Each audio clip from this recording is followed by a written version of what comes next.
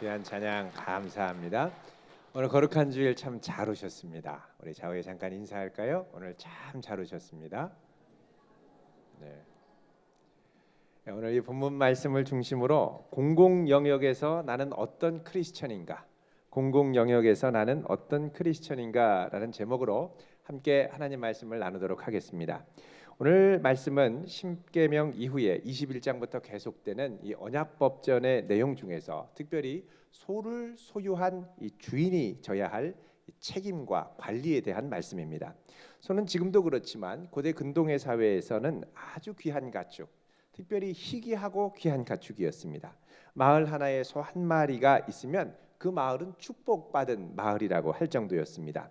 마을 사람들이 이 소가 한 마리가 있으면 소를 번갈아 사용하면서 농사를 지으면 농사의 수고를 훨씬 많이 덜어 주었습니다.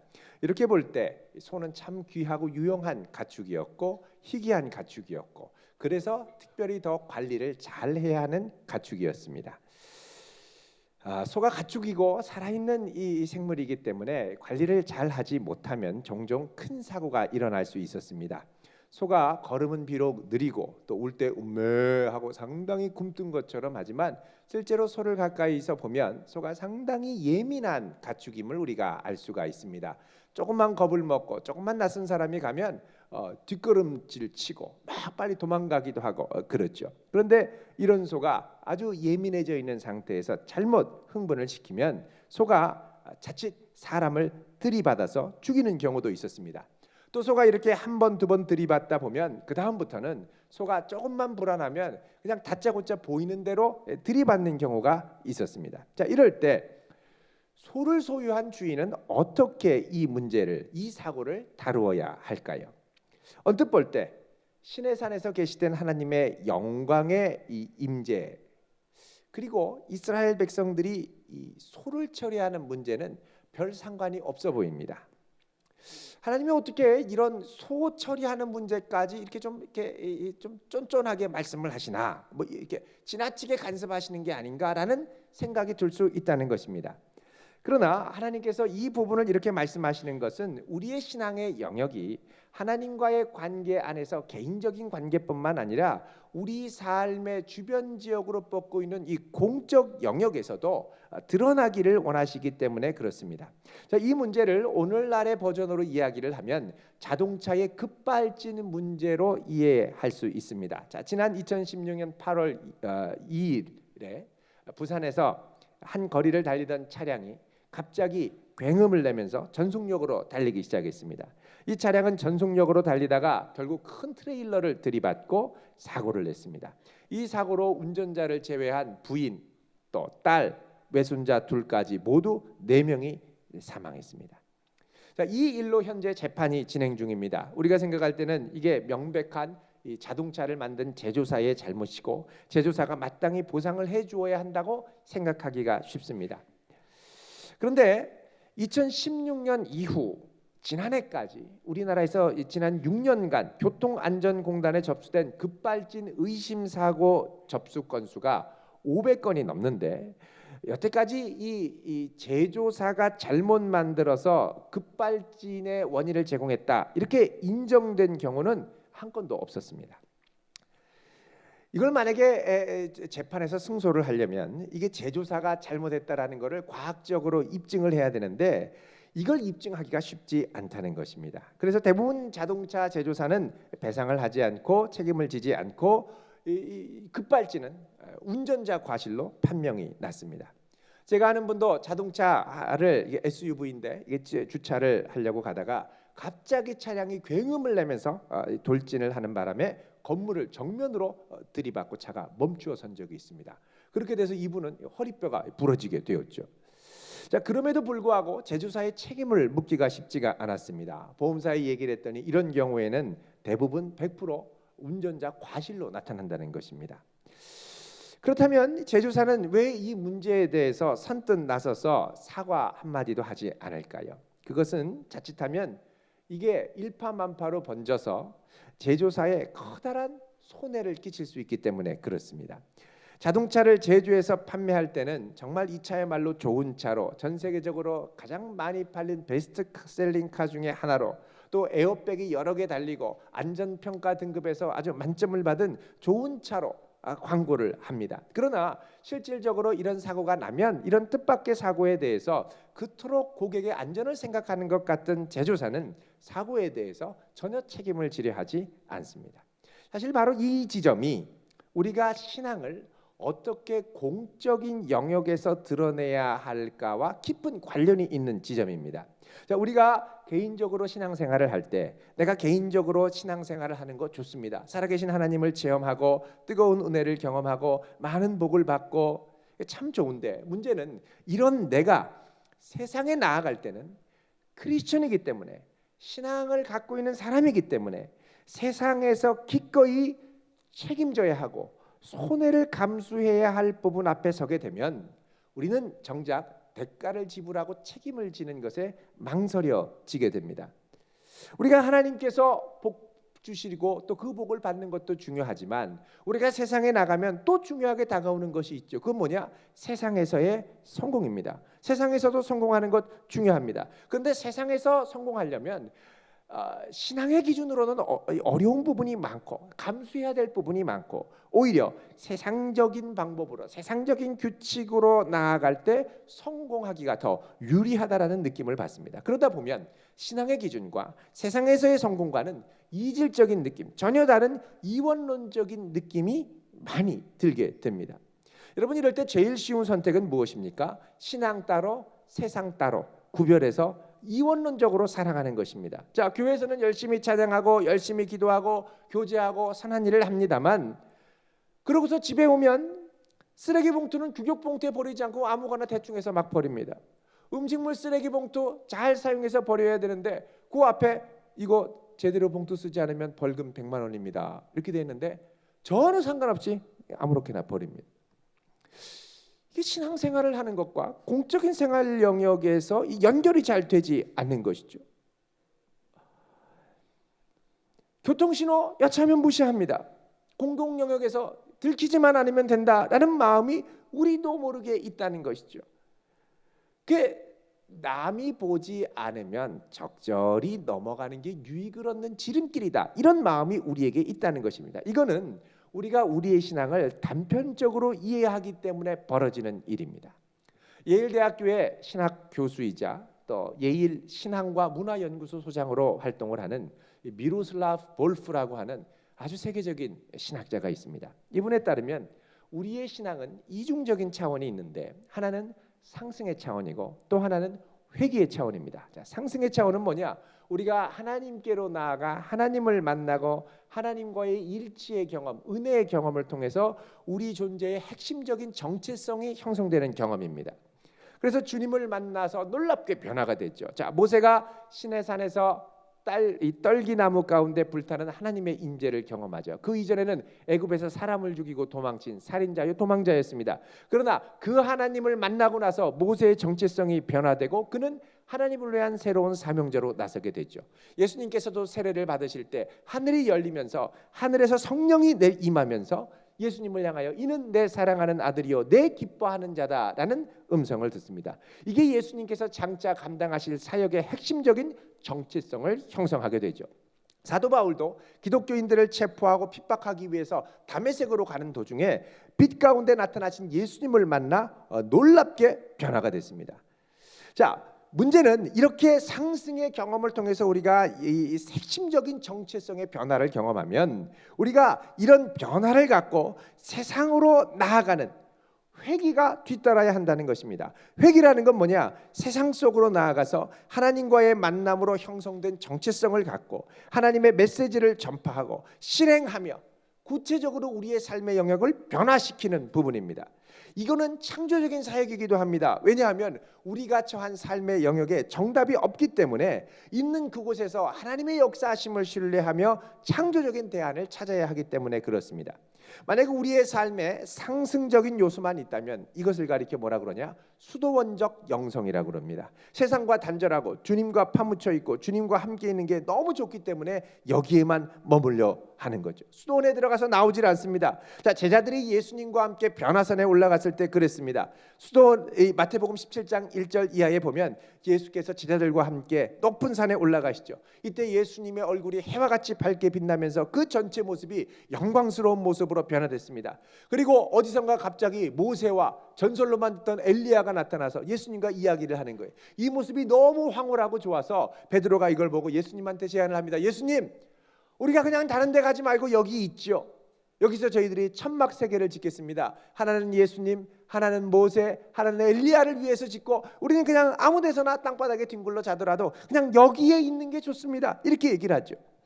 그러나 예수님께서는 여기에 머물기를 거절하시고 다시 산 아래로 내려오셨습니다. 왜 내려오셨습니까? 바로 이제부터 본격적으로 시작될 십자가를 지기 위해서 내려오셨습니다. 자, 우리가 상승을 경험하면 새로운 정체성을 갖고 이 정체성으로 말미암아 세상을 변화시킬 비전과 말씀을 받게 되죠. 자, 이런 비전을 뭐라 그러냐? 예언자적 상상력이라고 합니다. 그냥 하는 상상이 아니라 하나님의 메시지로 세상을 변혁시킬 예언자적 비전을 갖고 품는 상상력이라는 것입니다.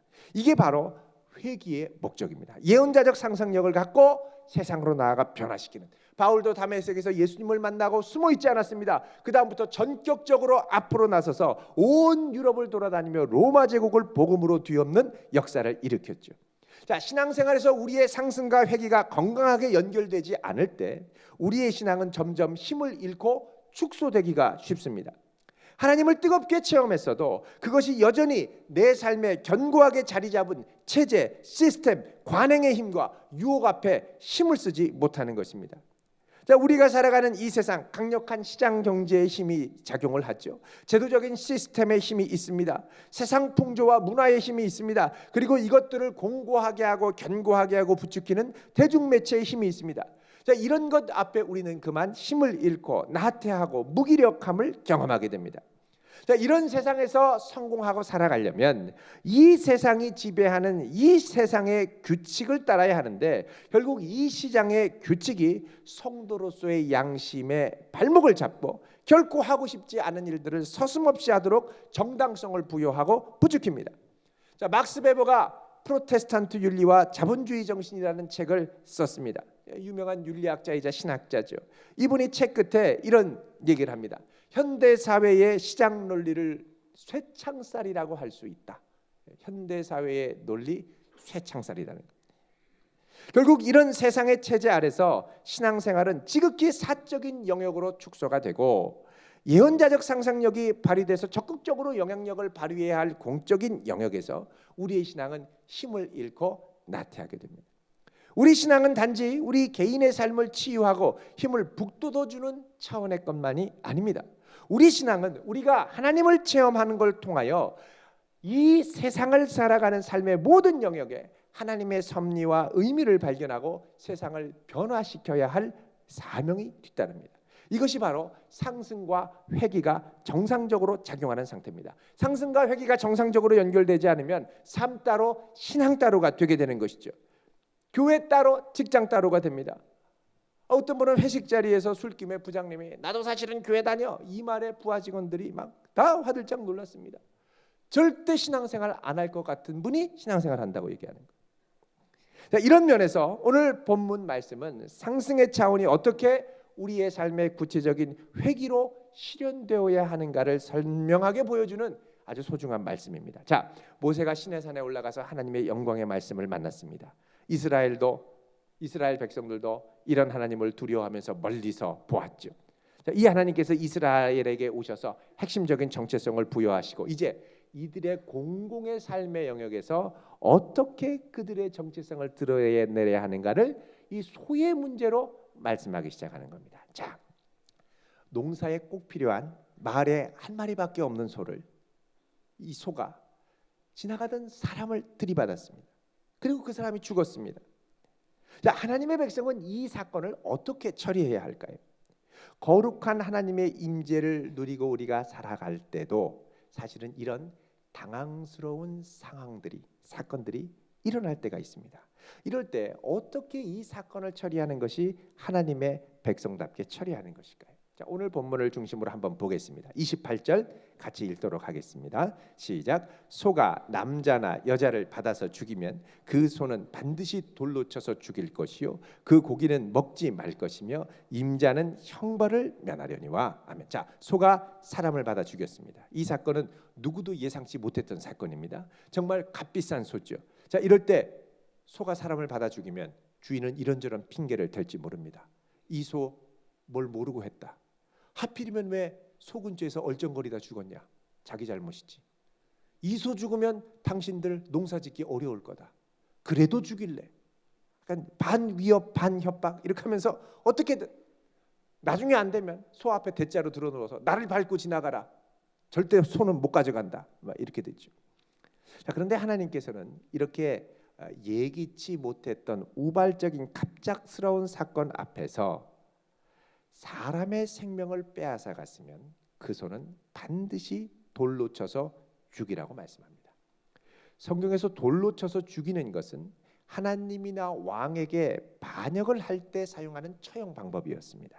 이렇게 볼 때 소를 돌로 쳐 죽이라는 이 명령은 소가 단순히 살인한 것만이 아니라 창조주 하나님이 세우신 질서에 반역을 했기 때문에 이것을 심판하는 방식으로 처형하라고 말씀하신 것입니다. 자, 소를 죽이면 그 다음에 고기가 나오겠죠. 이 고기를 어떻게 해야 됩니까?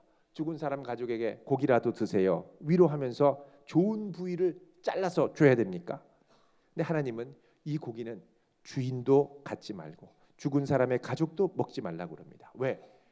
사람을 들이받은 소는 부정하게 되고 부정한 짐승은 하나님 앞에 진멸돼야 되는데 이런 소는 공동체의 모든 구성원들이 돌로 쳐서 죽였기 때문에 부정하게 됐고 그래서 이 모든 사람의 그 공동체를 부정케 한 오염을 사람들이 돌로 쳐서 씻어버렸기 때문에 먹으면 안 된다라고 말씀하십니다. 자, 이렇게 해서 짐승을 돌로 쳐서 죽일 때 오늘 말씀 끝에 보면 28절에 뭐라고 그러냐면 임자는 형벌을 면하려니와 라고 그러죠. 임자는 형벌을 면하려니와. 그러니까 원래 원칙대로 하면 임자가 형벌을 받아야 한다는 것입니다. 이 형벌은 뭐냐? 돌로 쳐서 죽임을 당하는 거죠. 그런데 이것을 소를 대신하여 죽게 한 것이죠. 그러니까 그만큼 소를 쳐서 죽일 때 주인은 저 죽음이 내가 죽어야 될 죽음인데 라고 생각하고 큰 책임감을 갖고 하나님의 형상을 지닌 사람이 죽게 된 것을 가슴 아픈 사건으로 여기고 받아들여야 한다는 것입니다. 자, 이런 책임감은 오늘 말씀 29절에도 그대로 드러나 있습니다. 자, 29절 읽습니다. 시작. 소가 본래 받는 버릇이 있고 그 임자는 그로 말미암아 경고를 받았을 때 단속하지 아니하여 남녀를 막론하고 받아 죽이면 그 소는 돌로 쳐 죽일 것이고 임자도 죽일 것이며. 아멘. 자, 만약에 주인이 소가 사람을 들이받는 버릇이 있다라는 걸 알았다. 그리고 주변 사람들도 이것을 알고 위협을 느끼고 조심하라고 말을 했습니다. 그런데 소를 절대 풀어놓지 말아야 되는데 주인이 설마 이번에는 괜찮겠지 이런 마음으로 소를 풀어놨는데 그 사이에 소가 사람을 들이받아 죽인 겁니다. 자, 그럴 때는 소도 돌로 쳐서 죽이고 임자도 돌로 쳐서 죽이라는 겁니다. 공공 영역에서의 관리 책임이 그만큼 중요하다는 것입니다. 공공의 안전과 선이 그만큼 중요하다는 것이죠. 자, 또 그다음 말씀에 보면 이제 노예를 소가 들이받은 경우가 있습니다. 노예는 이제 사람이 아닌 주인의 재산으로 여겨지는 시대였죠. 바로 이때는 어떻게 해야 되느냐? 이 노예를 쳐서 죽일 경우에는 그 주인에게 32절에 따르면 30세겔을 지불하라고 얘기합니다. 자, 이 액수는 노예의 몸값, 종의 몸값이었습니다. 자, 세상의 모든 죄를 지고 가신 예수님이 은 30에 팔렸죠. 가룟 유다에서 노예, 종의 값이 은 30입니다. 자, 이 규정은 그 당시에 고대 근동의 규정과 비교할 때 좀 차이가 있습니다. 예를 들어서 바벨론의 이 함무라비 법전을 보면 함무라비 법전은 소가 사람을 들이받으면 이거를 단순 사고로 처리하지 소를 죽이거나 주인에게 어떤 해를 가하도록 하지 않았습니다. 단순 사고. 또 들이받는 습관이 있는 것을 알고 잘 관리하지 못해서 소가 사람을 들이받았다. 그러면 은 절반을 지불하도록 했습니다. 메소포타미아 지역에 있는 이 고대 수메르 제국의 이 법전 중에 에쉬눈나라고 하는 법전이 있습니다. 이 법전에 따르면 이런 경우에는 은을 3분의 1만 지급하도록 했죠. 노예에 대해서는 15세겔을 지급하도록 했습니다. 이거 보면 이스라엘 백성들은 훨씬 더 크고 많은 책임감을 갖고 배상하도록 하나님이 말씀하는 것을 알 수가 있습니다. 그만큼 공공 영역에서의 안전 철저하게 관리해야 된다는 거예요. 그래야 안전한 공동체, 신뢰할 만한 공동체를 서로 간에 세워갈 수 있다는 것입니다. 이 책임감이 강렬하게 성도들의 삶을 붙들어 줄 때 이스라엘 공동체가 안전하고 신뢰할 수 있는 공동체가 되어간다는 것이죠. 얼마 전에 우리나라의 한 건설 현장에서 타워 크레인이 붕괴되는 사고가 일어났습니다. 이 일로 5명이 죽게 됐죠. 사상자가 났습니다. 죽고 다치고. 알고 보니까 이 크레인의 부품이 최근에 교체한 부품이 문제가 생겨서 크레인이 무너졌는데, 이 부품에 문제가 생겼을 때 시공업체에서는 이 부품을 교체하려고 알아봤더니 이 부품이 스페인에서 가져온 이 크레인이라서 스페인의 순정 부품을 사용해야 되는데 이걸 주문하려면 시간이 2주 정도 걸렸습니다. 그렇게 되면 공기가 늘어나죠. 공기가 늘어나면 이 손해를 고스란히 건축하는 시공업자가 떠안아야 될 상황이었습니다. 건축주가 막 채근을 하니까 시공업자에서는 할 수 없이 이 부품을 교체하는데 어떻게 했느냐? 시내에 있는 철공소에 가서 이 부품을 그냥 눈으로 보고 그려가지고 대충 만들어서 끼워넣은 거예요. 결국 이게 문제가 돼서 아주 황당한 사고가 일어나 사상자를 낸 것입니다. 요즘 이스라엘에서 가장 주목받고 있는 세계적인 혁신 기업이 하나 있습니다. 바로 모빌아이라고 부르는 기업입니다. 이 업체는 자율주행차의 시각 인식 장치를 만드는 회사입니다. 자율주행 기술을 아주 주도하는 회사죠.